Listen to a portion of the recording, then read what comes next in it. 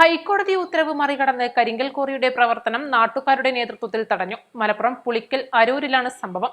June 30-നാണ് ക്വാറിയുടെ പ്രവർത്തനം നിർത്തിവെക്കാൻ ഹൈക്കോടതി ഉത്തരവിട്ടത്. ഇത് മറികടന്ന് ക്വാറി ഇന്ന് വീണ്ടും പ്രവർത്തിക്കുകയായിരുന്നുവെന്ന് നാട്ടുകാർ പറയുന്നു. കഴിഞ്ഞ 30-ാം തീയതി ഹൈക്കോടതി സെക്യൂർ സാൻഡ് ആൻഡ് ഗ്രാവൽസ് എന്ന ക്വാറി ക്രഷറിലെ ക്വാറിക്ക് സ്റ്റോപ്പ് മെമ്മോ നൽകിയിട്ട് ഇന്ന് വരെയായിട്ട് ഈ സ്റ്റോപ്പ് മെമ്മോ ഇവിടെ നടപ്പിൽ വരുത്തിയിട്ടില്ല.